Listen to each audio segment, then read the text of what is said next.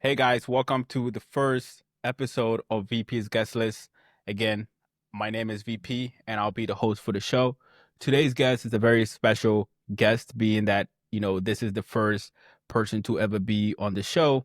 But just as a brief introduction, he is a senior technology consultant. We've been friends for over a decade now. I don't know the exact amount of years, but I know it's definitely been over a decade. Um, he's always working on a certification. I always see him posting about completing some certification or studying towards it. And if most, and finally, he is a Georgia Bulldog, proud one. Even though I don't agree with that, but it is what it is. You could see him even wearing a UGA sweatshirt today. So, without further ado, welcome, Jeffrey. Hey, Hey, hey, Jeff. How you doing, man? How you doing? How's the cold of the Midwest treating you? it's cold. Weather's been up and down. One day is cold, next day is hot, but it's Illinois, so what can you do? Yeah, I mean that's well. I mean you could choose not to live there. That's that's an option, but we'll leave that to you. But you know, for the first thing, I sort of introduced you as a technology consultant. Yeah. One, I know being a consultant is a very broad term. Want you to, one, explain what you do. What does it mean to be a technology consultant? How do you get there, etc. But first and foremost, just what do you do on a day to day, and what does it mean to be a technology consultant? Yeah, that's what I already said. I'm Jeffrey, senior consultant. So what is consulting? When we went to orientation, they basically told us that, simply put, consulting is just helping people solve problems. And that can be in a Well, wide variety of solutions, industries, technology, and all of that. I personally focus on cybersecurity. And even within cyber, there's so many different things that we do in cybersecurity. That can be in the form of compliance, regulation and compliance. It can be with managed services, setting up security operation centers. It can be, it can cover anything, almost any and everything that has to do with cybersecurity. Just helping clients get up to speed with their IT and cybersecurity. So that's what I've been doing for the last almost 2 to 2.5 years now. okay, okay, that's interesting. I mean, I know cybersecurity. It's definitely going to be more of a sort out career path or just like industry, just given the way it seems like, Mhm. we're going through more of a technology phase or transition to more of a technology world. That's good description there. I guess, just going back a little bit first, how did you discover about cybersecurity, consultant or Mhm. technology consultant? I personally have never heard of it until you worked there. So just give us a background. How did you stumble into this? Was it, luck, or was it just, did you know that this was out there? How did you seek it and how did you find it? Well, that's a good question. I think it started. I'll say it started during COVID, before a little before COVID, mostly in COVID. So in UGA, as I'm wearing, Okay. we had Yeah. the cybersecurity club. I don't know when it started, but I think I got into it during COVID. And at the time, they used to bring like people from KPMG, the big four, KPMG, PwC, and other firms to come and talk about cybersecurity. Okay. And at the time, I was mostly focused on I'm a CS major, computer science. The whole career path, or the whole path, is to be a developer, writing software, software engineering, stuff like that. So that's what I was doing. But I started discovering cybersecurity. I think it was in the news more, like you watch a show and there'll be something about cybersecurity, like a hack or something like that. And Hmm. then at the same time, as I said, I was in the cybersecurity group. I was just looking for something to be a part of. So I joined that, and then I had a few people come talk to us, and I always like to just hear their stories, like what is it like to be in the field, not even in cyber, but just working in corporate. So I started leaning towards cybersecurity. Getting to about a year to graduation, I was just like, I don't want to write code. I don't want to do software engineering the rest of my life. So I started Yeah. looking at a lot of different things, but cyber was like one thing. I was like, for some reason, I was like, I don't think I can do it. And I think one of the reasons is because of hacking, what everybody calls hacking, ethical hacking, which is the Hmm. red team. So in cybersecurity, you can think of it as red team, blue team. Red team Okay. are your hackers, the popular people that everybody knows about. Blue team is everybody that has to do with preventing red team from being successful. That can be your Okay. regulators, that can be people creating solutions to, monitor software, monitor your network. Everything that has to do with preventing red teamers from being successful. So I started talking to these people, I started doing research, and then I just like pivoted. I was like, let me just do it. Fast forward a little bit, I started taking some certificates. The first one I took was CompTIA's Security Plus, which is like the foundation. So I Hmm. took that. I took one cybersecurity class in college, and just worked on a ton of projects. Like I was on, TryHackMe. It's one of the websites I use. TryHackMe. I was on Let's Defend. I was on all these cybersecurity websites, just constantly learning. Because it's one thing to do the certifications, another thing to actually have the hands-on, experience and Experience. actual skills. I was also using Udemy. So doing all of this, and then at the same time, just communicating, talking to people like, "Hey, what do you do?" Well, just trying to get an understanding of the industry, Okay.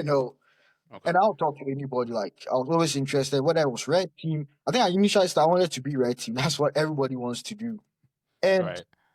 up to now, I still don't even know when or how I shifted from red team to blue team. And I just went with blue team. So Hmm. uh I think I actually had graduated 2023. I reached out to a recruiter at my firm, and I initially applied to the role. Hmm. The role is just a general technology consultant, which covers, programming, covers cybersecurity, covers data analytics, anything in tech Hmm. consulting. Yep. So I applied, talked to her like, hey, I'm interested in cybersecurity. And initially, I didn't get it. So I think I applied in August, fall of 2023. I didn't get the job, but she reached, because I had that communication with her, she reached out Hmm. on her own in January 23. That's when I'd already graduated, looking for a job, still working on projects, trying to, improve my portfolio and all of that. She reached out. I was like, hey, are you still looking for a job? I was like, yeah, Okay. yeah. And then she passed me through the system, and then I got the job. That's how I started in cybersecurity. Okay. Okay. Mhm. No, that's great. There's a lot to unpack there. I Yeah, think first, I think the one thing you touched on at the beginning was the idea that you knew pretty quickly that you didn't want to be a software engineer. I think that's very critical advice to give any of the young people out there. I think sometimes for one reason or the other, you might get sort of not necessarily push, but be in a different field and realize early on that this might not be what we like. And so I do feel that and resonate with that it makes sense to make the switch. For me, for example, I was pre-med. I know yeah, this story, but viewers don't know. I was pre-med. I studied biochemistry in college, but now I work in finance, and part of that is just getting the sense of do I actually want to do this long term and be happy? Money is always, I don't want to say money is always going to be there because it's not the case, but money is always an incentive. This is, but I think you still also need to find some sort of passion or and at least enjoy what you do for at least a little bit. yeah. That's, I think one interesting thing. I think we actually shifted around the same time. I think you were getting into finance, and I was getting Yeah, yeah. towards switching to cyber. I was still kind of looking at other things, but I was Hmm. always on Udemy taking a course, whether it was websites development, software engineer, some type of software engineer, or database administration. And that's when Right. you got into finance. And I remember during that time, I was even taking like an Excel. Wasn't I taking like an Excel course on Udemy? And you also took that course later on. But Yeah, that, yeah, that's yeah, an yeah, interesting thing. You yeah, also yeah. kind of No, I shifted around the same time. that is true. Very, very, very coincidental. Mhm. But I guess the second part I also wanted to touch on was you said that within hacking, there's two sides. There's the red team and the blue team. I guess what Cybersecurity. made you go towards blue team? Because for me, we've watched all the movies, and there's a hacker who can hack something within 10 seconds and all that good stuff.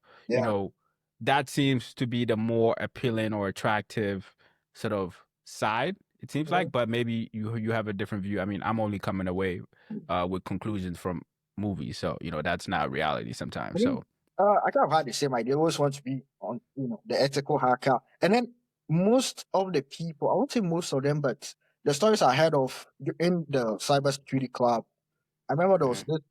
this story we heard. I think it might have been people from PwC or another firm, and they were talking about physical pen testing, which is when you actually use social engineering, trying to talk to Okay, people, trying to extract information like their passwords or date of birth, where they went to school, all this information that usually they ask on a website to, if you forget your password, how to reset it, and right. also just it gives people an idea of what your password could be, because most people's password are could be their pet name, their child name, One, date one, of two, birth, three, a four. combination. Yeah, and we actually do have apps, not apps, but tools and resources that have these same like keywords in there. A lot of things like password 123, password at this.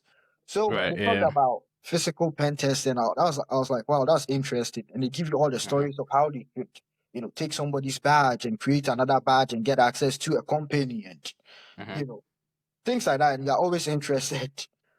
Hmm. But as I said, like the exact moment that I switched from red team to blue team, because when I say switch, I was taking a lot of courses. Like almost everything I was doing outside of school was red team related. Learning how to Hmm. hack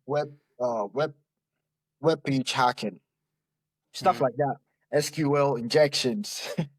So, but What does that even mean? SQL injections.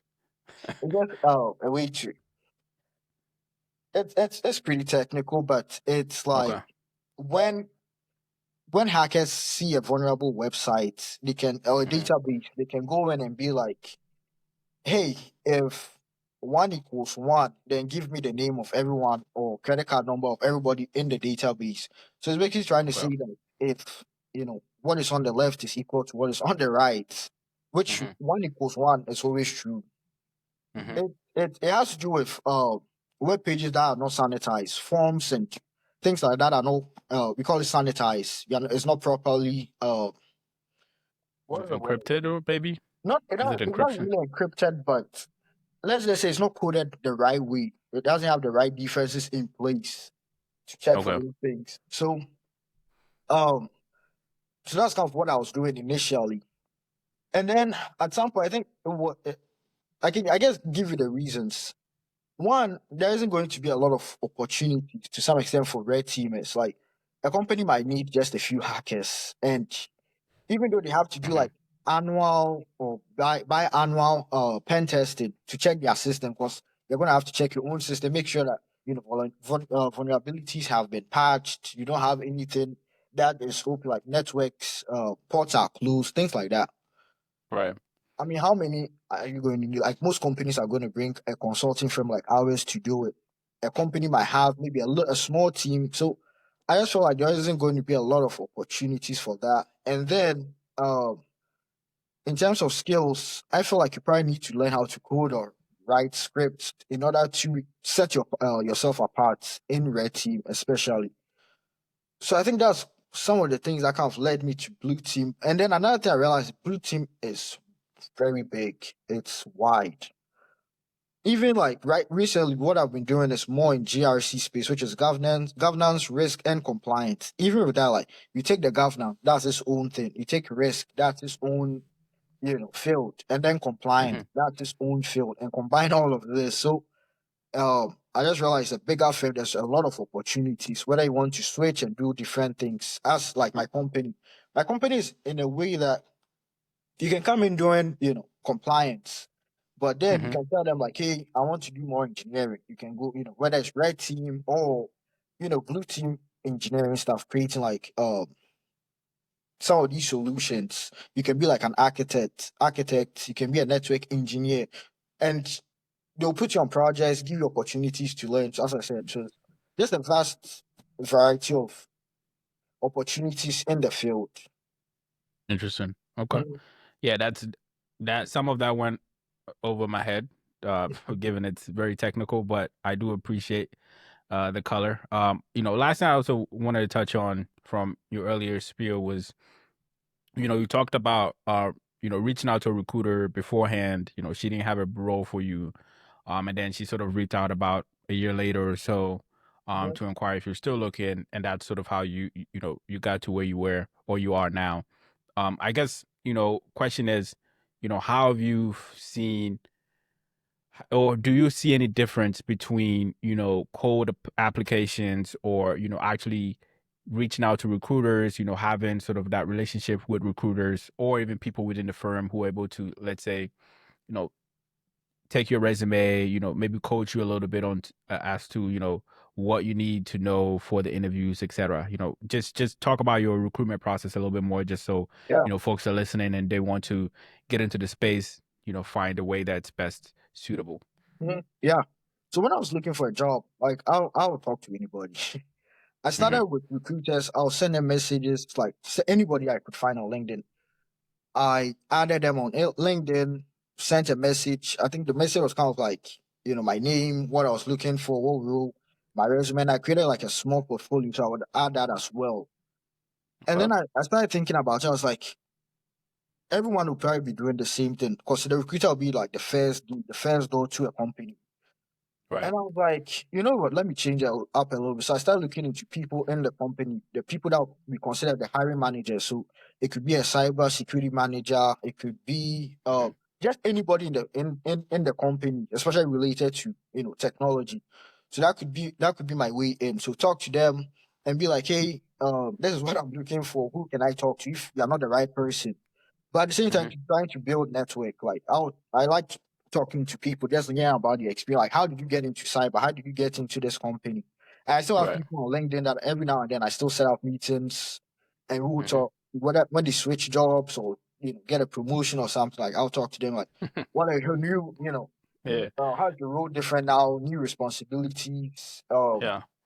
What certifications are you looking at, or what have you taken recently? What can I also look into or consider? And people, Right. once I realized that people are really helpful, like people are willing to just talk, tell you Right. what they've done or what they would have done if they were to start today. Hmm. And also the projection of the industry. Where is it going? Where do they think it's going? And how can you get ahead of it? So that was my process. But I was still talking to recruiters, if I could Yeah. get a call, yes. If not, just message them on LinkedIn. But my main goal is to try and get to talk to people. I mean, try and get that initial conversation with, like him, as I said, somebody in a role that you probably be working, you want to work at. So it could Right. be a consultant or an analyst role. Just talk to somebody there, even if it's like somebody who just got in 1 year. Like, hey, you have 1 year experience than I do. What have you been doing? When you got in, what were some things that you had, in terms of certification, skills, projects, and now where are you a year later? What kind of things are you looking at? So that helped me, and it still helps me. So my Yeah. advice would be to just be interested in people's story, just try and connect with them, try and see like what is a day in their life look like, Hmm. because it's whenever you get a job or a role, you say yes, and they give you like those, it might be five responsibilities or the role. Hmm. And you really don't even know what you're getting yourself into until you get into the role. Sometimes you are doing Right. things that are even outside of what the initial role was, or you're doing more than that. And that's just Hmm. how the work is. As I said, like with my firm, it's a consulting firm, we get a bunch of different projects. You could be doing cybersecurity. You could be helping out with risk and compliance, which is more finance related. You could be doing, internal audits, helping them out just because of, a need in that field at a particular time. So you always Hmm. want to know exactly, well, what does a day to day look like, and is this an environment that I can thrive in or not? So Yeah. just be interested. Just try to reach out to people, and not everybody will be willing to talk. Even though there are a lot of nice people, people are busy. The industry, people things get busy. There are periods Right. and times that somebody's willing to talk to you, but they just don't have the time right now. And then there are times Right. that other people might be open, and then there are just people that just they probably don't even look at their LinkedIn or email. So you can't really Right. take it personal, but just continuously reach out to people. Yeah. Yeah, no, I completely agree. I think one, people like to talk about themselves. Mm-hmm. So if you're able to give people uh an opportunity to do so, especially if they feel like they're mentoring, the next generation or something like Yeah. that. I definitely think people love that. But to your point about not being discouraged, I think yes, you should definitely not be discouraged because, I have probably a hit like success rate of like, I don't know, I don't less than 10% probably. Like, you Definitely. know, Yeah. like, you have to think about it like baseball, right? Like people who are in Mhm. the Hall of Fame of baseball have like a batting average of what, 0.33, something like that. So they hit the ball one out of every three opportunities, right? So I think Mhm. you definitely have to have that mindset when it comes to, Oh, reaching yeah. out to people on LinkedIn or networking. You're just not going to, and to your point too, I don't think it's, people just hate you or like don't want to Mhm. talk to you. People are busy sometimes, right? People just you don't know what people are going through. People have kids, people have Yeah. other responsibilities. It's not personal. It's just sometimes people just don't respond. So Yeah. uh And that is even like on LinkedIn that they have no connection or ties to, like they have no obligation to like kind of reach out. Even if exactly. my friend, there's a lot of like almost everybody I've met has been helpful. They are willing to meet with you. It doesn't matter what their title is. It could be a managing director, it could be a director, AD, associate director, or anything. But every now Hmm. and then, you might meet someone who is they're just busy, just have a ton of stuff they have to do, and they might not reply immediately. They might never reply, and Hmm. still, even though you work in the same company, you still can't take these things personal because you Right. might work with somebody that has worked with them, and they'll be like, "Yeah, this person is a good person, like great person, good reputation, all of that." But they're just Yeah. busy, and I've had Yeah. situation like that. So you really can never take it personal, and Yeah. until especially you've been in that same role and have clients calling you, you have client obligations, you have your family and all of that. So you really Yeah. can't take any of this personal. Yeah. No, I agree. Next, I want to sort of touch on is work from home, right? Yeah. It's a big conversation now ever since the pandemic. A lot of people work from home. Now it seems like a lot of employers are pushing people back in office. Can you talk about for your firm, your company, or just your team specifically? Are you guys in office? Whether it's 3 days a week or full time, or are you working from home? The entire time. Mhm. Yeah, so my company, we have a hybrid work style. And I say Hmm. hybrid because that's what you see on all our town halls and calls. Like if you say, we have a work from home policy, they'll quickly stop you like, hey, first of all, you don't have a work from home, you have a hybrid, policy. So that's So what it so is. so I guess how do they differentiate between work from Hybrid. home and then Yeah. hybrid? Yeah. What does So that mean? hybrid Yeah. means that you are not fully, it's not fully work from home, where it's like you don't have an actual office or things things like you don't have any obligation to go to the office. Okay. Whereas hybrid means that there are going to be situations and times that you actually need to be in the office, or you Hmm. might have to go to a client site, which is still considered in office. So you have to be close to your office. Okay. So as I said, we use the hybrid policy. Right. Most of my projects have been, you know, hybrid. You can work in the office, you can work from home. But I know Hmm. of people that work on certain projects that you either have to be in the office or you have to be at home, or they are more strict, Hmm. policies around it because of the kind of information you're handling. But most of Right. the projects that I've been on, you can either fully be at home or you can meet in the office, a few times, be in the office a few times. Hmm. And the push for being in the office, especially with my firm being a consulting firm, is that we don't have a set team. We are just working on Right. projects. And the more you work on projects, the more you work in certain fields and industries, you realize that you start to have like a niche, a group of people that are working on the same, or yeah, working on different clients, different types of projects, but the people start to look the same. Right. But most of the time, it's global. Like I'm in Chicago, you could be working with somebody in LA, you could be working with somebody in Atlanta, somebody in New York, and it's just you're working with so many different people.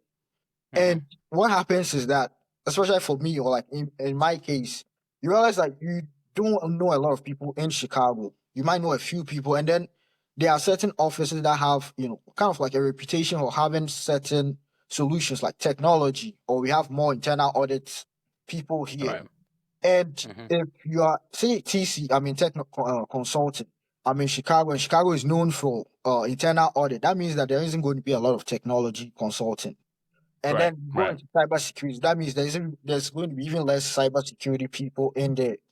So if you don't go to the office regularly, like you realize that you don't know anyone. And even though these Mm-hmm. people are in different segments, different solutions, it's always still good to connect with them, like networking. This person may Mm-hmm. leave here, like especially in internal audit, like even the roles, it tends to blend at a certain point. You might meet Mm-hmm. somebody in internal audit, but they are working more like tech, tech companies and technology. They could go be a CISO somewhere.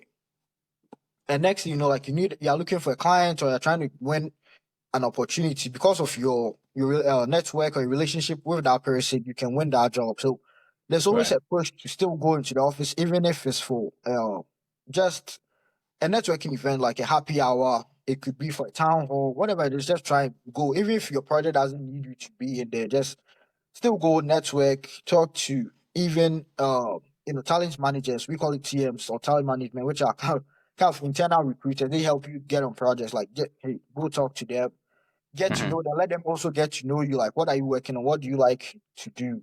Get to know your MDs, get to know your directors, because these are the people that will be, advocating for. Even though we still have advisors and stuff, it's always good to have secondary uh support saying that, hey, oh yeah, I know Jeffrey, like he's good, even though your advisor already said it. Somebody who isn't directly tied to you, doesn't work with you every time, but knows you for have a reputation, come to your office, organizing events. Right. Just having that presence in there can also help you get opportunities, promotions, and higher salary. So that's Okay. that's Okay. that's Yeah. one of the news. Yeah. I mean, yeah. We all want to get paid, so that's the Yeah. that's the goal. But I guess on the work from home front. So typically, you always see memes, whether it's on Instagram, Twitter, wherever, where people who work from home wake up like a minute before, and then all in the next minute they're already ready leading the call or something. Yeah. Typically when you work from home, what is your schedule? Are you someone who still keeps to routine with getting up early, even though Mhm. you don't have to commute, all that? Just talk through about how you manage that sort of remote work. Yeah. So my and I've grown um in this thing we are talking about specifically. So in my first year, I was I'll wake up at any time. Like there Hmm. were days I was waking up, as you said, like probably a minute to when I was supposed to be on. But at the same time, too, you're kind of looking at it at Come on, man. like like I was waking up like 1 minute to a meeting, but you always know what time your first meeting is, what time when people actually need you and stuff. So I'm waking up Right. before them, but it just wasn't the best. So Hmm. gradually I started to think about like the goal is to be a professional, and in my definition, like waking up. So I try now to wake up about two hours before to wake up, take a shower. I like to have my quiet time in the morning. So do all these things, and then by 9 o'clock or by whenever my first meeting is, I'm prepared. Making sure Hmm. that my computer works, technology, everything is set. I'm ready, and then just taking a shower just wakes me up.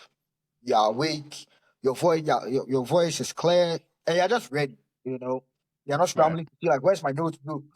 Um, if somebody asks you a question, like you already know because you've already gone through like your notes, you already know like what to expect. You're not Right. scrambling. Because when you wake up, like you still have that what do you call, like you have a foggy brain and you're all over Right. the Yeah. place. Yeah. It And takes I time don't. to It just takes time. reset. Yeah. Yeah. You're like Yeah. computers. You need some time Yeah. to boot up. Reboot. Yeah. Yeah. So Yeah. I started using those 2 hours, and then I'm not really a morning person, so really taking those 2 hours to from 7 or even 6 to 8, 6 to 9, 7 to 9, something like that. By 9 o'clock, I'm ready. I'm up. I'm more, I guess, social than what I would be if I woke up like 1 minute before a Right. meeting, 1 minute to. Hmm. So I've had to kind of grow, see different things, try different things, and see which what works. And at least for my projects, since I've started, all my projects have been they have to be on about between 8:30 and 9 a.m. There are Okay. certain people that work on projects that the project might be in early, and because so we're about 2 hours ahead. So instead Hmm. of working at 9, you might probably be on at 11, but you also have to Right. end work at maybe like 6 or 7 p.m. So you Right. also have to know like what's the routine, what is how does your project work? That's one thing Right. you have to figure out. But Hmm. whether you have to be on at 9, whether you have to be 11, whatever it is. For me, I always try to be 2 hours. Get up, have quiet time. Just be there. Just be awake. Be alert. Hmm. That's what has worked for me. Other Okay. things I also incorporated was taking breaks, just stepping away Hmm. from the computer, and then having a fixed time to have lunch. Yeah. Are Yeah. you sure? Are you sure your boss wants you to step away? I mean, No, so we all I'm have to kidding. take. We always I'm have to take kidding. a break. And Yeah. working from home does is you always think that you're home, that so you're always on break, or you can just I think you have to be intentional. Actually, take a break. Right. Oh, 2 o'clock is usually my quote unquote like break time, but that depends on what clients I'm working on, the work I have to do, and different things Hmm. around my day. But Hmm. 2 p.m. I always try to step away, either step away from my work setup, or just put it aside, take a break for about 30 minutes, about an hour. Again, you also want to know like what is my schedule, what time do I need to be on, and then get Right. back. Like Yeah. my work, they're Yeah. not going to push you. They're not going to micromanage you. All you have to do is be on time to meetings, be ready, be prepared, and then get your work done. So Right. however way you get that done, it's up to you. But you also want to have like I guess you also want to define your day. Hmm. Have it laid out. What time do I want to wake up? What time am I working to? Okay, what time do I end work? Some people like to get back on. I do that every now and then, but usually by Hmm. 5 or 6 p.m. I'm done with work. So what you see on social media, I can't say it's true or it's a lie, but uh, at least in my role and the people that I work with and talk to, people are busy. Like people are busy from whenever they start work till about 9, sometimes 9 p.m., sometimes 8 p.m., sometimes even Right. longer than that. So it just Yeah. depends on the company and the project. So, Yeah. No. Yeah. I agree. I agree. I think having some sort of schedule or routine definitely goes a long way, even if you're working from home. You've been talking a lot about projects, and I have other consultant friends. They've always talked about being on the bench and mm, whatever. Can you explain? One, what is being on the bench, and then two, how do you get projects? How do you get off the bench? I guess, how do you get off the bench? So the bench, when we say you're on the bench, basically just means that you don't have work, you don't have project work, billable work. but you're still Uh, getting paid. yes, you still get paid. So that usually happens. It happens in waves sometimes. Sometimes there are people that are always busy. They really don't have any bench time. So that can be depending on your role. If you're consultants, that in my firm is a consultant one, consultant two, and even like a senior consultant, whether one or two. There are times that your experience could be limited, and the rules of products that are out there, especially in your field, So we start by field, cybersecurity. You also start by location. They look at Chicago, people that are close to Chicago. Hmm. Before they look global, whether it's another state, uh, stuff like that. Hmm. So it's just a lot of different things. When you look at these things, you might have a limited, experience in cyber, or maybe don't have the right, certifications for a certain client, a certain project. So that can put you on the bench for a little while. And Hmm. also, they are trying to build reputation. People always want to. It's like getting a job. I always say that consulting is having a job, but still looking for a job, or maybe looking for a project. Because Mm. people always want to work with people they know, people that they've worked with in the past. They know, okay, this person is hardworking. This is how this person works best. This is what works with them. This is their weakness, and this is how I can help them, grow or overcome their weaknesses. Right. So what that also sometimes brings is that now you have people that you may not have worked with, but they are also good. But are you willing to take a chance? Because I know this client is expecting very good work, tight deadlines. Is this the time to bring somebody new on? So it can create, uh, it can be a problem at times, but at my firm to people, we trust people. We trust that hey, we have the best people, and then people also communicate. Like people will reach out to another AD, like, hey, I'm trying to bring this person on. I see they have the skills, and they've worked on some really good projects, but Hmm. what is their work ethic? Well, how do they Right. communicate? Things like that. That is why Hmm. networking is also very important. So even Hmm. though you could have helped, as I said initially, you could have worked with, internal audits on one project, but now you're trying to be staffed on a technology cybersecurity project. A director can reach out to, the internal audit director you worked with and be like, hey, I want to bring this person on, but I don't know, like, how was it working with them? They can, speak on your behalf. This person is good, even though they didn't have the skills, knowledge. They took, initiative. They're always trying to learn. They're always asking the right questions. They're always trying to be helpful, trying to grow. Right. And that can land you, get you off the bench. But bench is not always it doesn't always mean that you're not doing a good job. It's just things that happen, especially initially. And then it also has something that has nothing to do if you just the market. The market can be, a bit tight, especially in Q1, maybe Q2, and then especially Q4, ending of the year where clients are wrapping up, closing up the books, trying to prepare, looking ahead to the next year. So being Yeah. on the bench could be just a result of the period of time. It Right. can be skills and you can also reach out to people you've worked with in the past, like, hey, get feedback. Did I work well? What are things I can improve on? It can be you can work on internal audits, but still there'll be skills that can translate to cybersecurity or another project, like soft skills. Did I not Hmm. communicate well? Did I not, meet certain soft skills? And then you can grow in that role as well. But another thing, so to how to get off the bench, communicating with TMs, Hmm. And talent TMs are managers. talent managers. Yeah, Yeah. as I talked about, they are kind of the internal recruiters that get you on projects.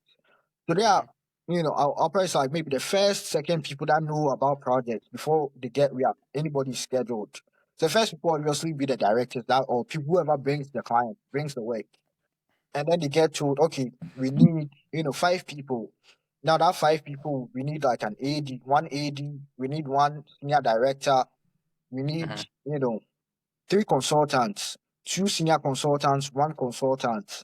And then they give them like these are the certifications we are looking for. Once TMs have all that information, then they start to look for people. So you always Right. want to be in communication with your TM, talent manager, make them know like you already know whether you have a job, a project or not. But let them know maybe you've worked on the project, but you want to do other things. Right. Those are the people that you want to talk to, so that when different opportunities come, they can get you involved. But also, you can also talk to them like, oh, hey, what kind of projects are coming up? What kind of certifications are clients looking for? It might not be just a particular work or client, but the industry is shifting towards maybe cloud computing. So everybody's doing some type of cloud security, cloud architecture, infrastructure type of certification. So in your free Right. time, while being on the bench, you can take maybe a month or however much time you have or can and use it Hmm. to take the certification. Then you let them know, hey, I got the certification. On my free time, I'm still working on little projects here and there, but I'm getting up to speed with how these tools work and how to, be a consultant in this role. So things like that can help you get off the bench. Okay. And And I then guess, networking, just talking to anybody, talking to everybody, yeah. anybody, and it might not be immediately, but once you keep that relationship going, when they have a project, they can bring you on, or somebody comes to them. I've had things like that where somebody comes to my advisor or somebody I've worked with, and they're like, "Hey, I need somebody for this quick task or on a project," and they're like, "Hey, why not Jeff? Like Jeff is good. I've worked with him. They advocate for you, and Hmm. that's almost like automatic. You get the project." So Yeah.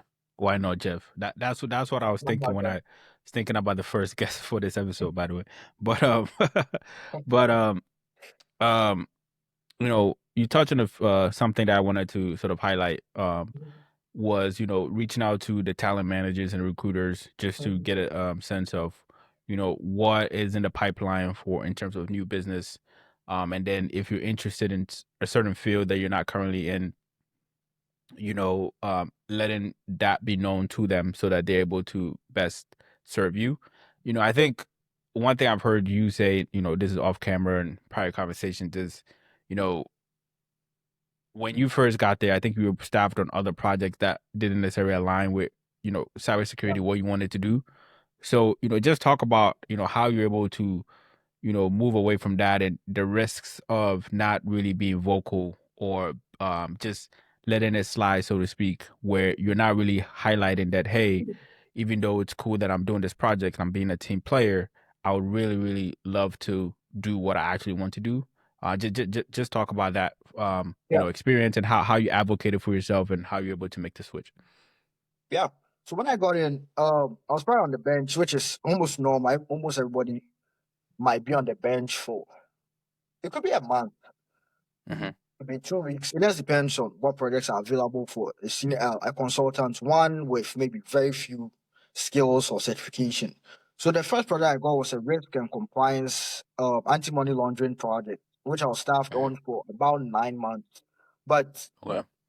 while staffed, I used to talk to TMs, talent management, talk to my advisors, talk to basically anybody. And it goes back to kind of when I was looking for a job.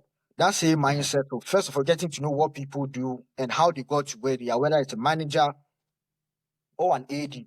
What was there? A lot of times people pivoted from one role. It could be one industry and now in a whole different industry. It could be a just coming into cyber. How did they come into cyber security? How have they grown in cyber security and things like that? But also just Yeah. getting my name out there for people like, hey, if there's a job, there's a project coming up, I'm interested, I want to grow. And initially, when I came, as I said, cybersecurity is broad. You have a lot of things that you could do. And sometimes it's like going to Walmart and seeing a bunch of, you know what you want to get, but you see a lot of brands and now you're like, now what do I get? Like, do Hmm. I get a cheaper option? Do I get the most expensive? This one has this doesn't have it. So that's what it was for me. Just a bunch of things I was interested in. Some I wasn't really interested in. So, but at the same time, I was open to anything. Just getting my hands on, working on something to get know that okay, like this I want to do, this I want to do less, or this I don't even want to do it at all. And one of the things my company is big on is being an advocate for yourself. Not even about just in consulting, but about your career. They even go outside of just the company. Be an advocate for your career. Speak if you want to do something. Get people. Speak to people that are doing it, or people that are in that field to get you in, or show you like what do you have to do to get it. If there's a certification, do you have to go to school, get your master's, whatever you need to do to get in that field. So Right. that's been my big thing. Like it goes back to you want to communicate, you want to network, but there's a way to do it. Even though I was doing the anti-money laundering, I didn't want to do it. I wasn't, a big fan of it. You also want to Hmm. just go and kind of be like a rant and just tell them like, "Hey, get me off of this immediately." Else I'm leaving. Just almost, holding them hostage or anything like that. You always want to be an advocate, be firm, let them know exactly what you want to do or Hmm. what you're interested in, but also letting them know at the same time, letting them know like, hey, I don't want to do this, and the tone and the way you present it to let them know that hey, Right. you're a team player, as you said. That's one of the most important, and that's one that it travels no matter what field or project you are doing. You Hmm. want to know is this person a team player? Because nobody wants to work with somebody that is just going to stick, 100%. Yeah. This is my rule. That's it. I'm not going to try and help. If somebody is struggling or somebody needs help, I'm Yeah. not going to help. Like that is not going to Yeah. help the firm. It's not going to help the project. So Hmm. being a team player, advocating for yourself, talking to TM, talking to anybody, and letting them know like these are the things I want to do, and eventually started getting some cyber security or technology consulting roles. But at the same time too, even though I didn't like the anti-money laundering project, when you look back, it also gives you a perspective of how the finance industry works, what kind of policies and measures are in place, controls are in place to prevent people from money laundering, how to prevent that. And Yeah, man. you start Yeah. to see that there are certain trends that also even work of it's in cybersecurity, the way some of these policies work, it's also in cyber. It's interesting. So Yeah. No, yeah, I agree. I think one, to your point, definitely be a team player, but voice your opinions or voice your desires, and then also get in, insights into other industries and get into understand a little bit more about how it works. I think, yeah, that's a great very mature, I would say, way of approaching it. Just final thing about just work overall, and then we can delve into some more fun stuff about sports, etc. You know, AI has been a big topic, across over the past year, right? How do Yeah, you think AI is poised to disrupt or you know not disrupt the consultant space? Do you think that their roles within consulting or specifically your areas expertise where you think is sort of likely to be eradicated with AI if AI gets better, or just yeah. overall, what are your thoughts on AI? AI. Me personally, the way I use AI is and we've talked about this off camera. It's kind of like the calculator. You want to Hmm. use it to solve a problem. You don't want to just depend on it 100%. And that's how far I use AI. Obviously, AI is a more advanced. It's more advanced than a calculator. So in Hmm. my role, even my managers and people higher than me have always recommended that, hey, if you have a problem, use we have an in-house AI tool that we use. If you have a problem, go type. Obviously, you want to Hmm. put client information, especially you don't want to put any PII and anything that will bring a problem back to you or the company in the Hmm. client information. But general things could be like you hear SSH. What is SSH? Or what port is SSH? Or so one of the rules that I've done or I've been in is compliance, testing out compliance for a bank. And what that entails is they send you have controls, and they Hmm. send you screenshots of things that they have in place that meets their control. So Okay. it could be vulnerability management. Okay, so they ask a control could be like, are they running vulnerability scans? It could be daily, it could be weekly. What kind of program do they have for vulnerability management? So they send you a screenshot of a page. It could be the vulnerability management tool, and then they send you a Hmm. picture of that will show something like the date.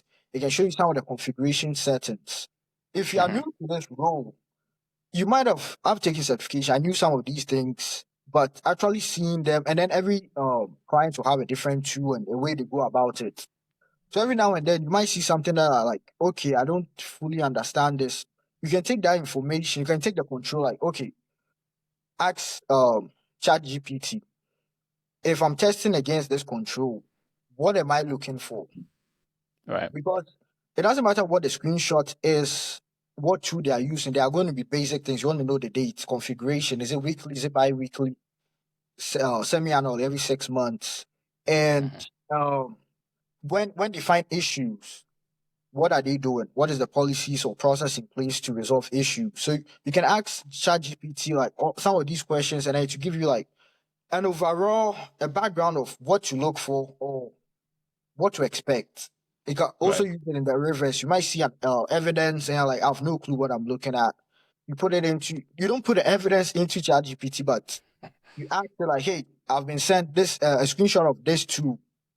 What am I supposed to look for if the control is asking for this? Or in general, what am I looking at with this piece of evidence? And I can break it down and help you. So you can immediately, determine, is this the information that I need? Is it the right tool or the right screenshot? Because sometimes the client might send you the wrong thing. And if you don't know, you might answer it wrong or say that they are wrong. So that's Okay.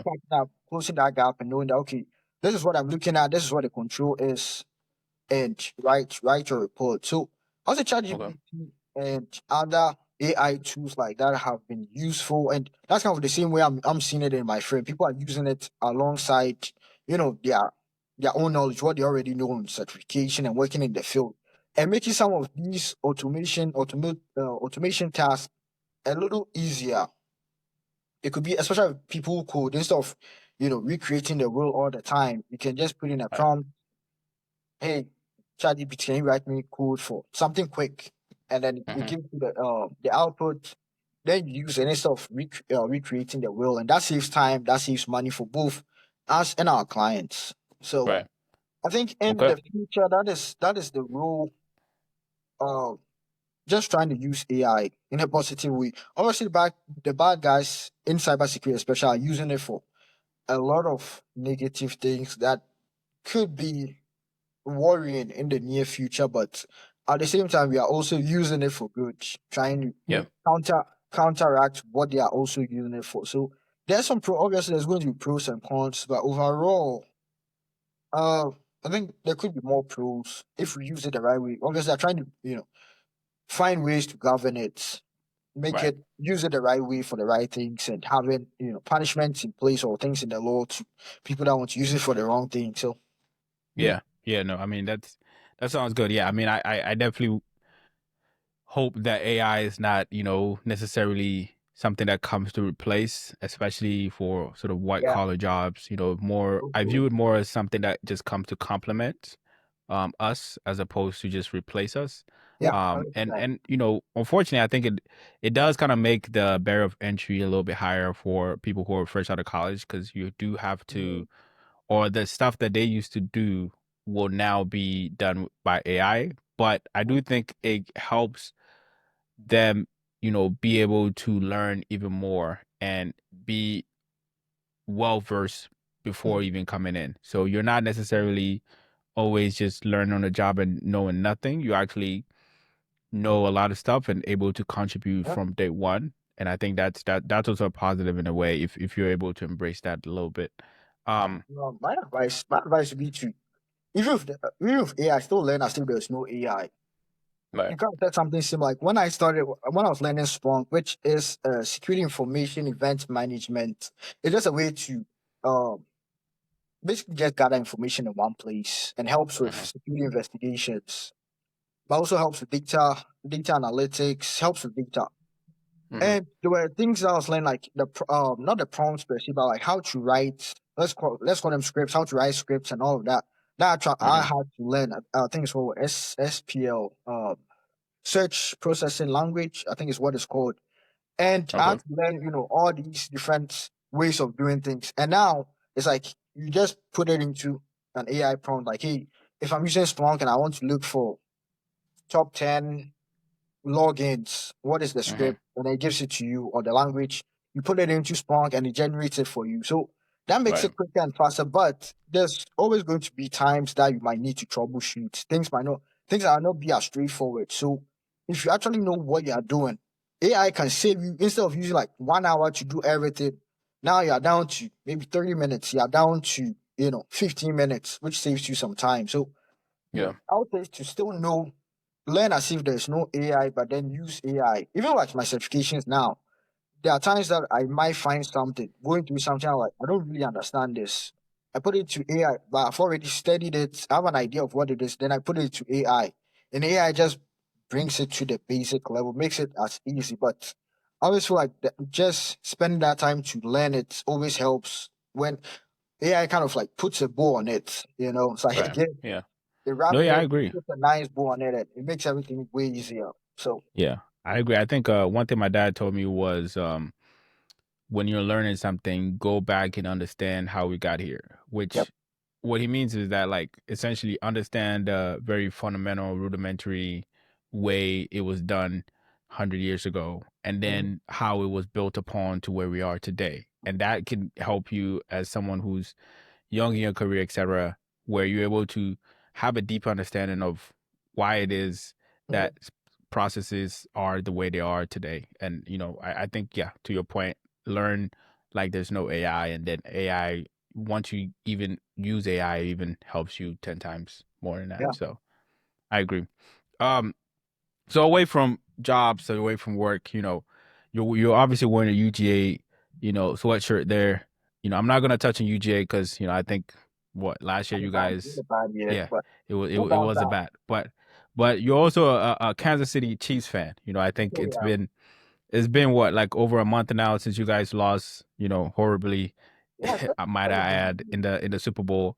How are you feeling about your team? Moving forward.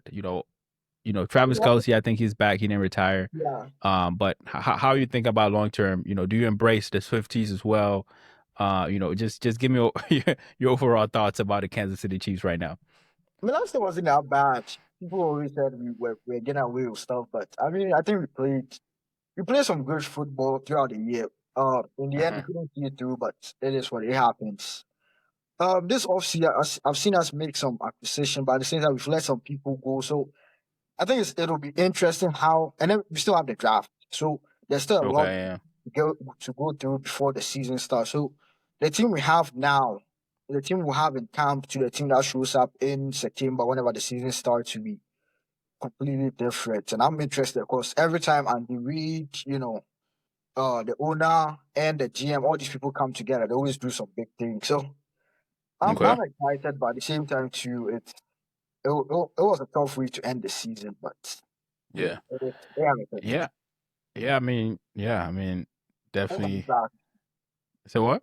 We'll bounce back. Let's hope for your sake. Let's hope. I don't have a NFL team, so for me, I don't have any skin in the game. I'll But get a few next. Seahawks, once Russell Wilson left, I also left that team. I I mean, was from Pittsburgh, so it could be a Steeler. oh, It could be name. it's not the same. It has to be. You see, it's always like a perfect, concoction, right? It has to be the right person on the right team. You can't just Right follow time. people when they go to different teams. Mhm. But I guess to the Swifties, what is your thoughts on? I have to ask. I mean, people, every football Right. fan I know is mad that they always pan to Taylor Swift, but I think you actually have an appreciation for it. But just overall, do you care? Does it matter? I feel like it really doesn't. But I'm just there for the football, to be honest. I yeah, think the two her sometimes a little too much at the games. Like she just go, I think she just wants to be a fan and just watch the game, and she probably right, doesn't even yeah, know that she's on because the TV feed is sometimes different from what is in the stadium. So she probably doesn't even know when right, she's on. But I'm yeah, just there for the game. As long as we are winning, I don't really care who they put it on. To be yeah, honest. yeah. No, that's fair. That's fair. Mhm. So away from that a little bit, just want to talk about work-life balance.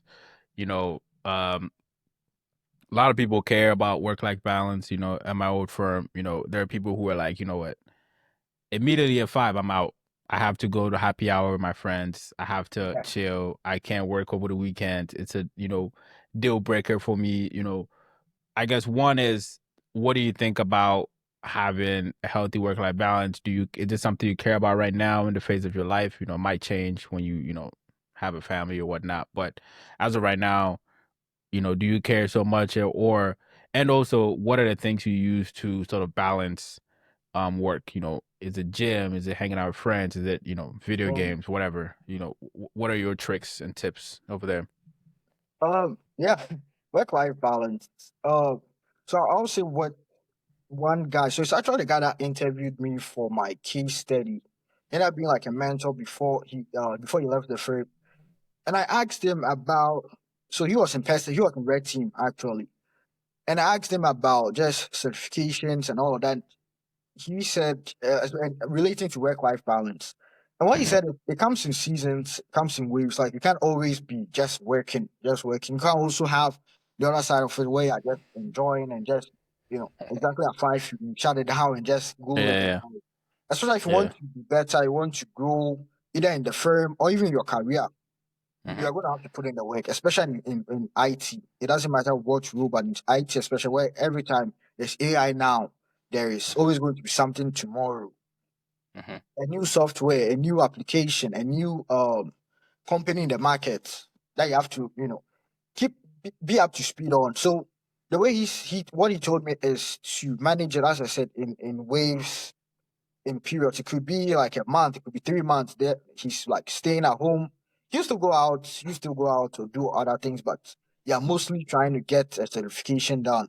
So you Hmm. stick with that, get a routine. It can be strict, steady, working about however many hours, and then steady. Some of the weekends, you're still studying about 2 to 4, 6 hours during the weekend on each day. So it can be very, it can be hard, but it's also not forever. It's 2 months, it's a Right. month, it's 3 months, 6 months. But once you're done, you cross the finish line, you have your certification, go enjoy. It can take a month, it can take a few days, whatever it is, to just enjoy, Hmm. recharge. Same thing with work. There are going to be times that are busy like this. There's going to be very little work-life balance. I had a situation, especially in my first year on the project I was on, that we had about a month to about 6 weeks span that we was like 10 to 12 hours almost every day, a few hours during the weekends, and it was just a lot of work. But then, as I said, it was literally like 6 weeks max, and then we're back to about 40-hour weeks, 45-hour max. So you just have to look at what is going, what season is it? Is work busy, or is it time to level up and get a certification, or am I going back to school, taking a few months, a few years to get it? Get my master's, get whatever I want to get. Yeah. Managing that. But aside from that, so what, you said, what do I do? I do a combination of all you said. Go to the gym, I play games, hang out with friends, just a variety, just different things. Yeah. Yeah, Yeah. explore But different places. yeah. Mhm. Yeah, but I agree. I definitely think you need to sort of sacrifice something. Yeah, It's not the maybe the answer people want to hear, but I think there's times where I think like the kids say today, you got to lock in. yeah, You got to lock you in have to walk in. and definitely get what you want to get, and then you can definitely party, you can have fun, and yeah, balance it out. Um, last two questions for me. First Mhm. one is about personal finance. What do you do in the form of like investing? Is your company one that matches for 401k? Are you investing on your own in a Roth IRA or IRA, or even have like a brokerage account, real estate? Just talk about your Yeah, views there, and then also tie into sort of lifestyle after your answer. yeah. Investing wise, so I have the company 401k, which I feel like almost everybody has. Company Hmm. that match. But outside of that, I do have a brokerage account which I've had for about a year, almost 2 years. I think I've had it for 2 years, but I've been using it for about a year now. And I Well, try to keep it simple. I think I just try to keep it to the S&P 500 and maybe a few other things. I'm still a rookie, still new to it, and hmm. being in cyber, I'm trying to focus, get certification, trying to grow in my knowledge in that field, and then adding Hmm. the investing, which is like a whole different beast. It can be daunting, it can be scary, overwhelming. So I'm always trying to ease in a little bit. Like whenever I have some free time, it kind of similar to the conversation we just had. There are times that I put cyber security aside for a little bit and take like maybe a month, a week, a few days or whatever, and just hone in on just finance, Hmm. investing, and just looking at different opportunities that are there. Try to learn from that. I Right. can't do it. I don't do it every single day, week, but try to grow in that field. I think it's very important to know to just learn about money. I've Right. I one of the shows that I watched a show. I probably won't mention their name just for sponsorship and other things, but Yeah. yeah. But I do hear people. So it's a finance.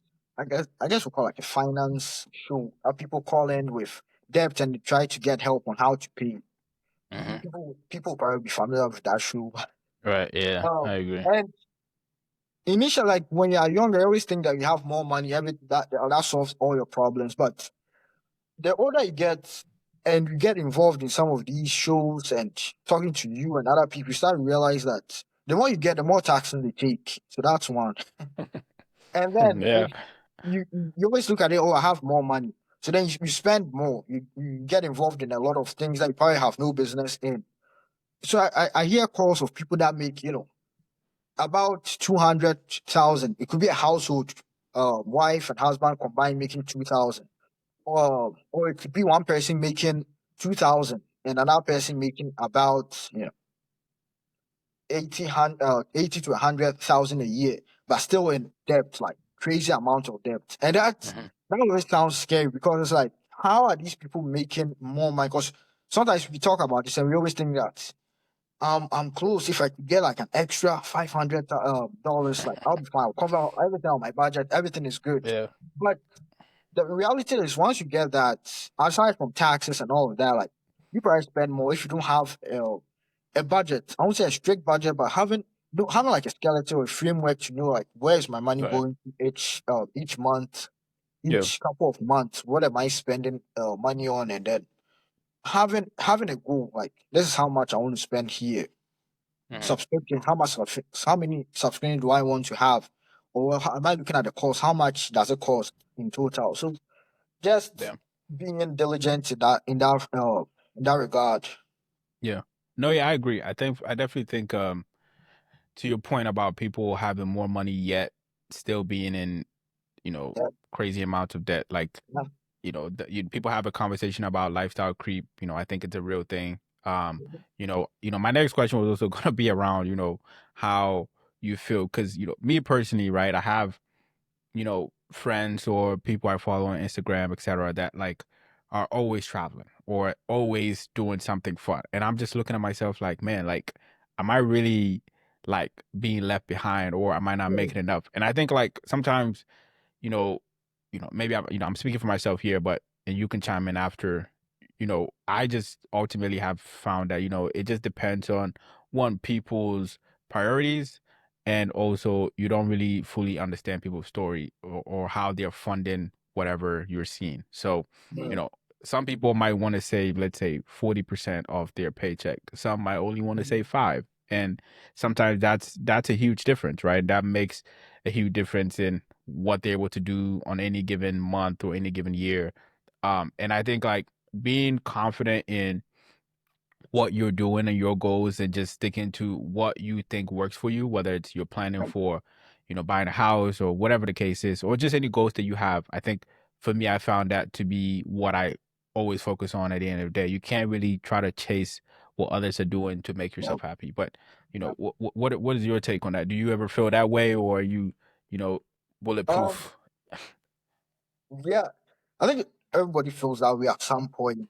You know, the show I was talking about, there was one time that the guy talked about initially before social media was keeping up with. I think the Jeffersons was the generic name that they use. Like your neighbors, what car do they drive? What Hmm. uh how many kids do they have? What are they buying for their kids? What are they buying for themselves and things like that.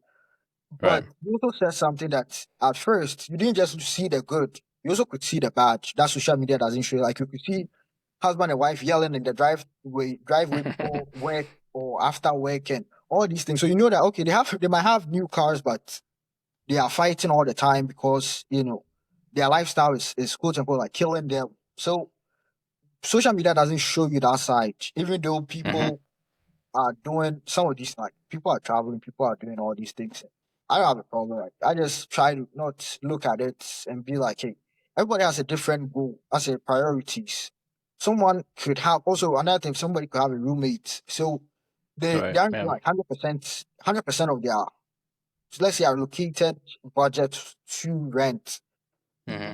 They don't have like 100% isn't going to rent, if that makes sense, like 50-50. Right. There are Right. other Yeah. 50% that isn't paid is going directly into savings or some other category. So Right.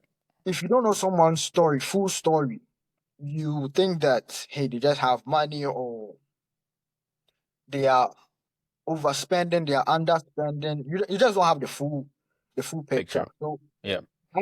I don't really look at it. Sometimes it does, you always want to do what everybody's doing, but then you're like, nah, let me be happy, let me be content with what I have. And then Hmm. also, what is your goal? Where do you want to be? When do you want to be there? So Right.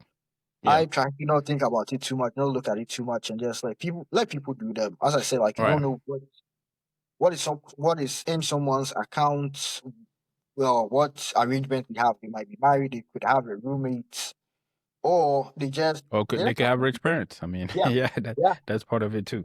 So it So, really can yeah. depend on someone's lifestyle, even on social media. Even if you know Hmm. the person, like Hmm. some people are willing to enjoy today, enjoy right now, and struggle later on. Some people are the opposite, struggle a little bit right now and then enjoy later on. And is that right or wrong? Not really. Hmm. Just depends on you, however you want Hmm. to do it. You know. Yeah. Okay.